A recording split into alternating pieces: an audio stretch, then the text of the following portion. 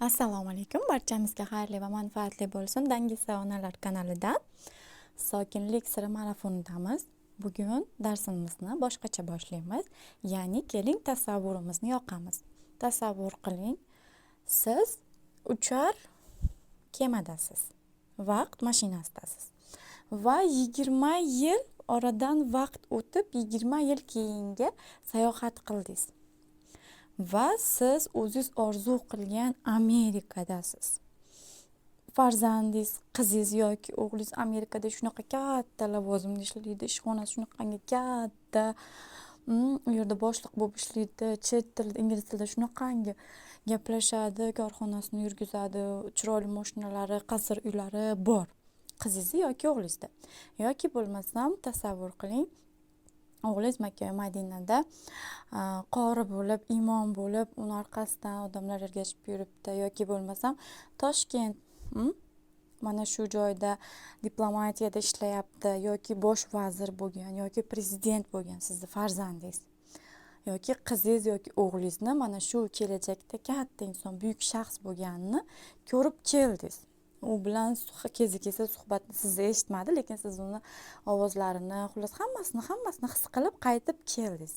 Vaqt mashinasida ortga qaytdingiz. Endi siz bolangizni ko'ziga har qaraganingizda unga qanaqa qaraysiz? Siz bilib qoldingiz uni kelajakda prezident bo'lishini yoki katta imom domla bo'lishini bilib qoldingiz. Endi siz uni avvalgidek o'sha munosabatingizda davom etib keta olasizmi-kin? Ya'ni siz hozirgi holatingizda ketayotgan yo'lingizda yana ketasizmi? O'g'lingiz 20 yildan keyin mana shu katta lavozimda yoki qizingiz katta lavozimda bo'lishini, buyuk shaxs bo'lib yetishishini angladingiz, ko'rdingiz, ko'zingiz bilan ko'rib keldingiz. Endi unga qanaqa qaray boshlarkansiz? Muomalangiz, munosabatingiz, uni fikrlariga qanaqa muomala, o'zingizda emotsiya bildirar ekansiz. Qaysarligiga yoki yig'layotganiga yoki bo'lmasam so'kib, jerkiganlaringizga yana shunday davom etarmikinsiz?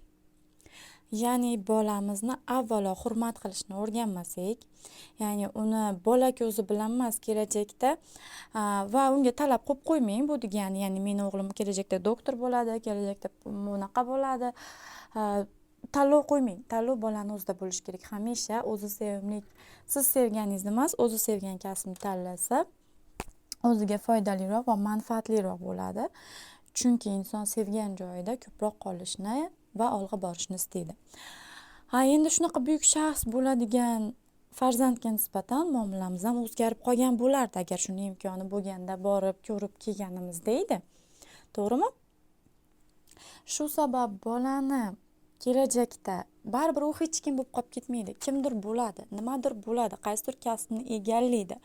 Kim bo'lishidan qat'iy nazar uni Alloh yaratgan bir banda, ya'ni Allohning bir parchasi bor inson sifatida avvalo hurmat qilish va uni kelajakda buyuk shaxs bo'ladigan inson sifatida qabul. O'zimiz kimman bo'larding o'qib degan gapdan ko'ra, men o'g'lim o'qib inshaalloh olim bo'ladi, vazir bo'ladi. Yaxshi niyatda insonlarga yordami tegadigan, beminnat foydasi tegadigan bir inson bo'ladi degan hissiyot bilan farzandimizga boqarkanmiz, farzandimiz ham o'ziga mana shunaqangi baho beradi. Biz nutqimizga bee'tibor bo'lib, uni kamsitadigan so'zlar bilan so'kib, sen rasvo bo'lasan, sen doim kiyimingni kir qilasan yoki bo'lmasam sen doim ovqatni to'kib yeysan, menga ish ottirgan o'yinchoqlaringni yig'ishtirib qo'ymaysan, xonang betartib turadi. Doim suv o'ynab suvingni ho'l qilasan, men senga ming marta aytganman shu hol o'ynama. Mana shu tarzdagi nutqlarimizni ko'paytirar ekanmiz. Demak, bola onaning og'zidan chiqayotgan har bir so'zni haqiqat deb qabul qiladi va ishonadi. Shu sabab bolangiz o'ziga mana shu, ya'ni men yaxshi inson emasman, men shunaqa ekanman deydi-da va shunaqa bo'lishda davom etadi. Siz unga yaxshi xislatlarini topib, yaxshiliklarini ko'ziga ko'rsatishga harakat qilsangiz, ya'ni bolangizni ko'zlarini, yaxshiliklarini ko'ruvchi sifatida shakllantirsangiz, u o'ziga mana shunday baho beradi. Voy, men qobiliyatli bola ekanman, men dastyor bola ekanman, men onam erkatoyiman deydi-da, mana shu tempda ketadi. shu tomonga yo'naladi. Siz bolani qanday ko'rarkansiz, u o'zini mana shunday ko'rishni boshlaydi. Bir qizchani hikoyasi bor. Bir qizcha yoshligidan shunaqa oynaga qaraganda o'ziga yoqmay ketadi. Ya'ni o'zini quloqlari katta, burnilari uzun, shunaqa o'ziga yoqmasdi. Lekin onasi uni meni asal qizim, chiroyli qizim, dunyoni go'zali, meni qizim deb onasi erkalardi. Lekin u onasining gaplariga hech ham ishonmas. Meni yuzlari tiniq, quloqlari kichkina qizim, ya'ni uni juda malikalardek tasvirlab berardi. Lekin oynaga qarab aksini ko'rardi. Oradan yillar o'tib qizning ko'zi xiralashib ko'rmay qoladi. Va mana shu paytda onasining qazoyi qadari yetib, o'z ko'zlarini qiziga beradi va bu dunyodan vafot etadi. Qizi onaning ko'zlarini ko'ziga qo'ygandan keyin ko'zguga boqadi. Boqsa shunaqangi chiroyli qiz. Aytadi: "Sizlar meni ko'zimga qo'shib plastik operatsiya ham qildilaringmi?" deb savol beradi. "Yo'q, biz senga faqat onangni ko'zini qo'ydik" deydi. Va shunda qiz amin bo'ladiki, onamni ko'zlarida men boshqacha inson ekanman. Men o'zimga baho berishni bilmagan ekanman. Men shunaqangi chiroyli qiz edim ekan. Onam meni shunaqa ko'rardi ekan. Onam meni aldamagan ekan degan bir hikoya bor edi. Shuning uchun siz bolangizni ko'zini ham dunyoni go'zal ko'radigan, go'zalliklarni ko'ra oladigan. Masalan, ana shu chayib o'tirgan loyidagi e'tiborni, chayib o'ynab o'tirgan loyidagi e'tiborni kir kiyimlarga emas, uni yasalmalariga e'tibor qaratishga o'rgating. Ertaga u hayot yo'llarida ham bo'layotgan voqea hodisalarni salbiy tomonini emas, ya'ni kir tomonini emas, ana shu kirdan paydo bo'lgan go'zallikni ko'ra oladigan inson bo'lib shakllanishi uning asab tolalariga ta'sir qiladi. Bilasizmi, sog'liq eng kerakli boylik hisoblanadi. Sog'lom, asablari mustahkam farzand tarbiyalamoqchimisiz, unga dunyoning go'zalliklarini ko'rishni o'rgating. Buning uchun avvalo ona go'zalliklarni ko'ra olishi kerak va ko'rsata olishi kerak. Keyin shu dars asnosida bir gap aytmoqchiman. Siz bolangizga tanbeh berarkansiz, so'karkansiz, uni urarkansiz, bu ishni hech qachon hammaning oldida qilmang. Bolangizni tarbiyalamoqchimisiz? Marhamat, xonangizga olib kirib keting. Bolangizni urmoqchimisiz? Marhamat, xonangizga olib kirib keting. Qizlar, 100% jazosiz tarbiya yo'q. Masalan, sokinlik siri, urmaydigan onalik, baqirmaydigan onalik degan tushunchalar bor. Lekin bu degani bolani umuman urmasdan, umuman so'kmasdan tarbiya qiling degani emas. Necha foizdir, masalan, bir kunda 10 ta yoki 15 marta so'kadigan, tergiydigan, doimiy nazoratda turadigan bola emas. Bir kunda bir mahal qattiq nazorat qiling. Qoidalarni 10 ta qoida emas, bitta oddiyroq qoida yaratishga harakat qiling. Kezi kelsa, masalan, kunda urmasdan 5-6 kunda juda quyushqondan o'tib ketgan paytda orqasiga sekingina urib qo'y. Bu nimaga kerak? Ya'ni jazolang demoqchi emasman. Imkoningiz qadar jazolamaslikka, baqirmaslikka, urmaslikka harakat qiling, imkoningiz qadar. Va orada siz mana shuni urib jazolab qo'ygan paytlaringizda o'zingizga bo'lgan bahoyingiz pastlatmang. Onani samosenkasi bolaga ta'sir qiladi. Siz o'zingizga bo'lgan bahoyingiz pastmi, bolangizga ham pasayadi. Siz o'zingizga bo'lgan bahoyingizni oshiring, onalik baholaringizni oshiring. Siz eng ideal onasiz. Farzandingiz uchun eng kerakli, eng to'g'ri, eng yaxshi ona bu faqat sizsiz. Bilimlaringizni oshirishdan hech qachon to'xtamang. Shuning uchun, ya'ni nima demoqchiman?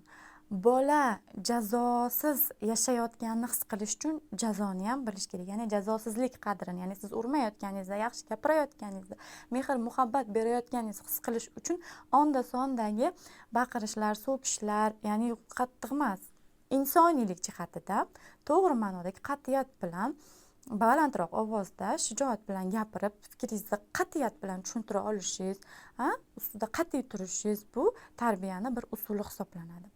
Va hammani oldida so'kmang deyotganim, atrof sizdan o'rnak oladi va bola o'ziga nisbatan bahosini sizdan oladi.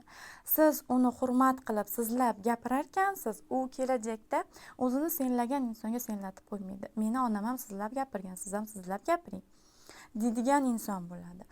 Va boshqa insonlar uni haqorat qilayotganda, tanbeh berayotganda, tanbehni o'ziga ogizdirmaydigan inson bo'ladi. Yo'q, siz men haqimda noto'g'ri gapirdingiz. ya'ni o'z fikrlarini ochiq oydin ayta oladi. Ya'ni siz uni hammani oldida haqoratlamadingiz, hammani oldida jazolamadingiz, hammani oldida uni hurmat qildingiz, sizladingiz uni aytganini, ya'ni fikrlarini hammani oldida e'tiborsiz qoldirib cherkib bor, yig'lasang yig'lur, gapirsang gapirur demadingiz va u mana shu muhitda tarbiya toparkan, bolalik yillarida balkim o'zini o'zi himoya qila olmas, o'zini so'ktirsa ham, o'zini urdirsa ham inday olmas, lekin siz mana shu tempda, ya'ni hammani oldida uni hurmatini o'rniga qo'yib, sizlab shunaqangi bir katta insondek munosabat bildiring, buyuk insondek, u o'zini mana shunga yarasha tutishni boshlaydi. Yillar o'tib u o'zini mana shunaqangi qadrlaydigan, o'zini hurmat qiladigan, hurmat qildirib qo'yadigan inson bo'lib yetishadi. Bu siz o'z qo'lingizda. Siz bolangizni hurmat qilarkansiz, hurmat qilishadi, hurmat qildiradi. Siz bolangizni urib so'karkansiz, bolangizda fikr uyg'onadi. Ha, men urib so'kiladigan bola ekanman. Ertaga boshqalar uni urib so'ksa, ha, onam urib so'kkanki, bular urib so'ksa nima bo'pti degan ichida ong ostida buyruq, funksiyalar ketadi. Ongli ravishda emas. Ha, ertaga uni atrofida ko'rib turgan bolalar, o'rtoqlari yoki qaynisingsizmi, o'psingizmi, bolangizga nisbatan shunaqa muomala qila boshlaydi. Onasi qildi-ku, men ham qilsam bo'laveradi. Bu bola shunga munosib bola. Tushuntira oldim degan umiddaman. Endi vazifalarga keladigan bo'lsak, buguncha vazifalar yo'q. Umumiy polni mana shu 5-darsimizmi yo 6-darsimizmi? Hozir hisobdan adashib ketdim. Mana shu o'tgan darslarimizni, masalan, 5 ta dars o'tgan bo'lsak ham 10 minutdan bu 50 minut degani. 50 minutli dars bo'yicha butun borliq anglashlaringizni yozing. Ya'ni mana shu sokinlik siri marafoni sizga nima berdi shu kungacha? Endi nimani angladingiz? Qaysi bir xatoyingizni ko'rsatib bera oldim, ko'zingizni ocha oldi? Mana shular haqida yozing.